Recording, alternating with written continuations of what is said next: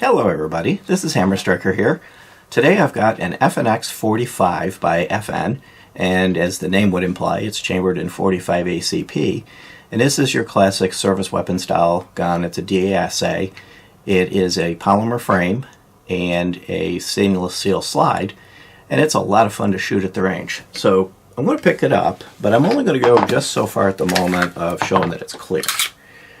I want to set it aside and talk about this case it comes in, because it's actually a really interesting case. If you unzip it, it's got a kind of a Velcro here on the top that holds the flaps together, so it makes it easier to carry it. You're not chasing one flap or the other.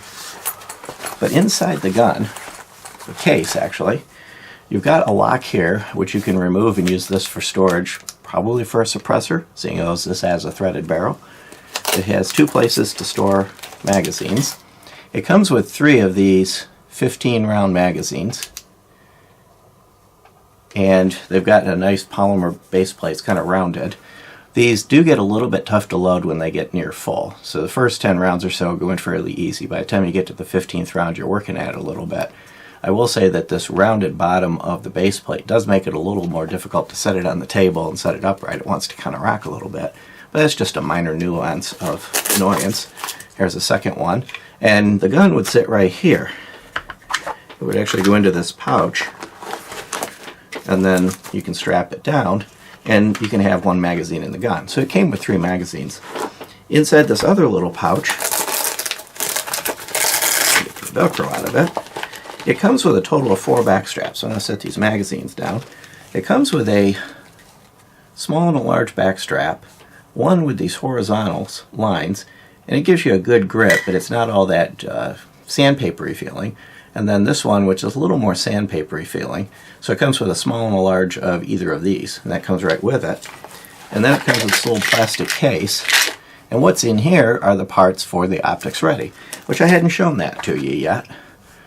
But on the top of the slide, forgive the fingerprints, it's got a removable plate, so it's optics ready. You can put a red dot on it, and these plates are for the various common formats of red dots, and all that comes with it. So when you take it out of the box, you're ready for a suppressor. You've got 3 magazines that hold 15 big fat reasons why a mugger might remember he left the toaster plugged in, and a place to put the suppressor after you take the lock out of there. The manual's in another part of it. So overall, it comes with a really interesting case that you can actually use as a range bag, storage bag, or you can just set it aside. So I'm going to take this, put this away, and I'll get the gun back out, and we'll pick up where I left off. Now, I mentioned this is the Tactical, and on this gun, what makes it the Tactical is a combination of the threaded barrel, and it's got a knurled thread protector on it that you can screw off and then have access to the threads. It's a .578 by 28 thread pattern on it, so it's not your standard half by 28, but with the 45 you often will go to the next size up in the thread pattern. But if you've got something like a 45 caliber can, or something like the Osprey 45, things like that, the multi-caliber can, then it should fit well. And this is a standard right-hand thread, like most suppressor guns, unlike the SIGs, which kind of go in the other direction. It also comes factory, and the only flavor you get are these 3-dot Trijicon night sights with a white ring, both front and back. I'm going to tilt it up so that you can see the front sight. And there's a white ring around it, and then in the middle is the tritium, so at night they're going to glow green. And during the day you have this white ring that makes it very, very, very easy to see the sights. And you'll also notice that they're tall. They're suppressor height. So when you put your can on here, you should be able to see over the top of the suppressor fairly easy with these sights. And they did not affect the accuracy and the ability to get a good point of aim with this gun. We found this really, really easy to shoot at the range. It's easy to shoot it well, and the sights are dovetail in the event you wanted to swap them out. But I can't really think of any good reason, unless they've actually gassed out, to replace them, because they're actually really good sights. And you don't need to replace them to put your optic on there, unless your optic of choice is such a low profile that the sights interfere. Otherwise, there's really not a good reason to either replace or remove the sights on this. The sights came from the factory accurate. They were centered properly, dead on. And because they're dovetailed, you can actually adjust front and rear. even though typically what I do is I center the front sight best I can, and then I do all the adjustment with the rear. If you're going back and forth adjusting both sights, you're going to drive yourself absolutely insane. From an ergonomics standpoint, it is a full 3-finger grip, and even if you had large hands, you're going to get 3 fingers on it. And even Hammer with larger hands didn't get down into the magazine gap. He was able to comfortably hold it. You can get really high up there. It's got an undercut trigger guard and a nice deep beaver tail. You're not going to get slide bit with this. You'd have to really try, do something like that. And it's even got serrations on the front of the trigger guard, which is actually a fairly large trigger guard to accommodate gloves.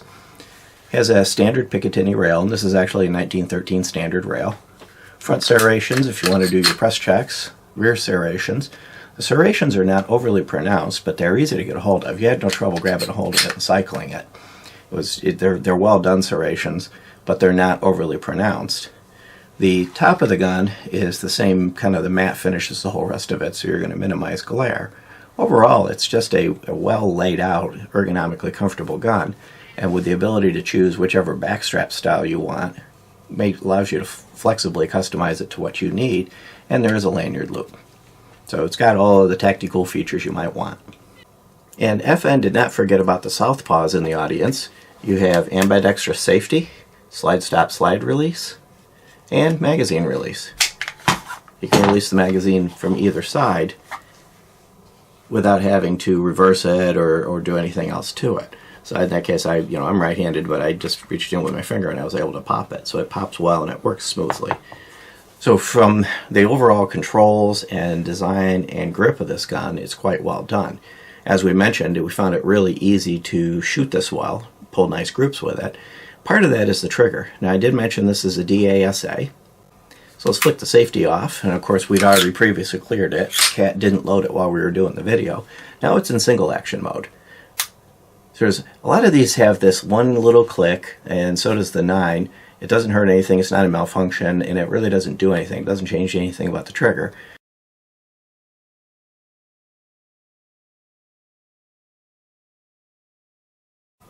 The click is actually just the disconnector resetting. When it cycles, the disconnector would push the trigger bar down, prevent it from go full auto. And then when you move the trigger a little bit, it snaps back into position because there's a notch in the top of the slide that would allow this bar to pop back up. So basically all it is the trigger bar resetting after the disconnector.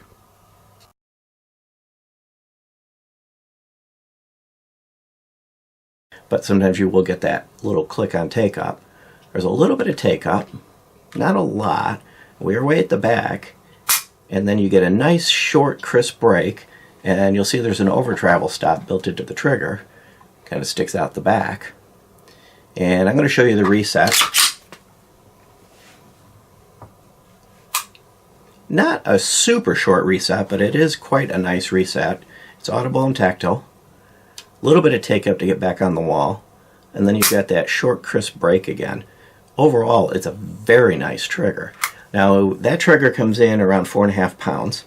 Now, because I didn't cycle it this time and I let the trigger out, I'm in double action mode. Now, in double action mode, there's minimal take up. Now you're looking at roughly a 10-pound trigger. As you pull it back, I'm cocking the hammer, and then it releases at the back. So it releases in the same spot, of course. The trigger pull is around 10 pounds, but it doesn't feel overly heavy, and it's smooth. The weight is consistent throughout the whole pull. There's no stacking, there's no jitter. It's just overall a nice smooth pull. From a safety perspective, you got the quarter cock position, you've got the thumb safety, which you can engage while it's in the quarter cock position, and you've got the internal firing pin block.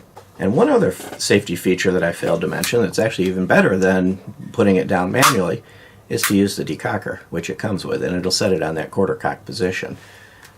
The decocker is separate from the safety. It's down all the way, and it's enough of a pull. So let's say I had it cocked and it was on safe, and I dropped the safety down. It's not going to decock. I actually have to push it noticeably firmly to decock it. So you're not going to accidentally decock it when all you mean to do is flick the safety off. Overall, a very well-designed gun.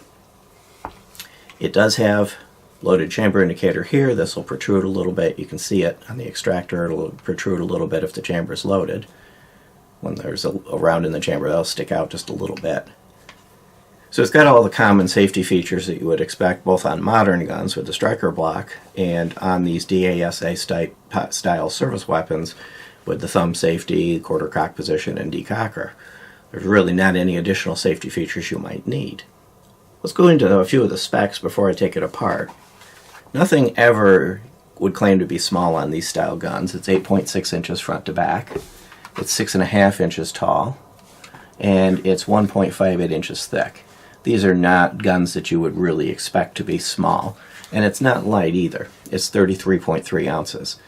That's not ridiculously heavy, but when you look at some of the polymer wonders these days that are a lot lighter, but that's the weight you expect from this type of gun, and it does make it very comfortable to shoot, very controllable to range, and very easy to get your follow-up shots. You know, I'd previously mentioned it's 15 plus 1 in the pipe, so you got 16 rounds. And it has some other characteristics that are kind of cool. The slide is stainless steel, you know, under the coating. It also has internally replaceable frame and rails. Now this isn't one like the SIG where you pop pins out and you can swap grips. That's not designed for that. But if you were to damage the rails or they were to rust, which, you know, everything on this is all stainless, but if you were to have a damage to the internal componentry, you can pop that frame out and replace it. So overall, they've designed it to be maintainable, and it's a type of gun that you can have for many, many years. From a price perspective, you're paying for some of that. MSRP is $13.50. They can seem to be routinely had for around the $1,200 territory. That's what they seem to discount to online most of the time. This particular one, a local gun store was doing one of their annual sales, and their annual sales, they do ridiculous prices when they do. This was $900. It's very rare you're going to see this for a price like that. It's a local chain. It's actually a Florida regional chain called Shoot Straight, and that's also the ranges that we use. Actually really nice ranges. So if you're looking for one of these, you're not in the $400 territory, but you're getting a lot of gun for the money and a lot of quality for that money. This particular gun here, the Tactical, is available in black and flat dark earth. The non-tactical version of it, which is basically just the FNX dash and the caliber, is available in 40, 45, and 9. And this is kind of what the standard 9 would look like. This one's two-tone. I'm not aware of the two-tone still being available. It's not on their site anymore, but they have this one in black. This is equally a nice gun. It just doesn't have the extended barrel. Other than that, it's got all the same features that the other one would have, and it's got, this particular one has got standard sights. They're not night sights, but night sights are available. Let's go ahead and take this apart, show you the internals of it. Like most of these types of guns, you lock it back, flip a lever down, release it. Notice I didn't have to touch the trigger, and you set the frame aside. Here's the plunger for the drop safety right here under my finger. So it does have the firing pin block safety like most modern guns have now. It's got a single captive recoil spring, and as a reminder on all of these guns that have, with the exception of a very, very few 22s where they're smooth, most thread protectors have to come off, take the gun apart, but it comes right off, no tools needed. Captive single wafer recoil spring, and then your barrel. And the barrel's really well done. I do see some wear patterns on it where it's rubbing, but just like the Glocks that are doing that with their newest coating, you get the wear pattern, but there is no damage. I'm running my fingernail across it, it's smooth, and you see a little bit here, but it's not actually wearing the metal, it's just a kind of a surface. The chamber and the feed ramp are polished right from the factory, so I didn't touch this. This is just the way it came. I'm going to light this up from the back end. You can see how shiny the chamber is. And then I'll turn it around and light it up so you can see that it's standard rifling, so it's conventional rifling. Very well done, smooth, crisp rifling. So as you would expect from FN, the gun is well constructed. And then inside the slide, there's a few wear marks where the coating is wearing, where the barrel hood moves across it. But again, it's not wearing into the metal, it just wore off the surface of the finish. Everything else in here is smoothly machined, well machined, and nicely done. I'm going to set this down, and I'm going to move to the frame, which I had tossed aside earlier. Really thick, robust front rails right here. And they're integrated into the locking block. And then actually pretty decent rear rails. You don't need as much on the rear rails. The front rails are the really ones that take all the abuse. But these rear rails are probably about twice the size of a Glock and most of the others. And then you got the fire control group in here. And of course there's a little more going on in there because it is a DASA. So it's got to be able to handle with both operating modes. But just like the Slide, the frame is well constructed, well machined, and smooth. Go ahead and pop the recoil spring back in. It would work much, much better if I put it in the right way. Doesn't tend to self-center, so you want to make sure that you center it. It's easy to center, but unlike some of them where it kind of wants to drop in and self-center itself, this one doesn't so much. And then slide it back on, flip the lever up, and you're back in business. So really easy to maintain, easy to live with, and of course you would want to put your thread protector back on before you go out in the field to keep those threads clean. Or put your suppressor on it, go have some fun, whichever way you're wanting to go with it at the moment after you've had it apart and cleaned it. From a final impression standpoint, as always, these full-size service weapon type guns are always a pleasure to shoot. They're heavy enough to manage recoil, they're heavy enough to feel good in your hands. The sights on this were clear, very clear, easy to see even in the daylight despite being night sights. It was easy to pull tight groups with this. It was easy to get right back on targets with this. It was comfortable. 45 is kind of a push recoil anyway, but this tamed that recoil very nicely. It's just overall a fun, comfortable gun to shoot. Perfect for a range day, perfect for a nightstand. Yes, you could carry this. There's people that carry full-size 1911s. It's going to be in the same size territory.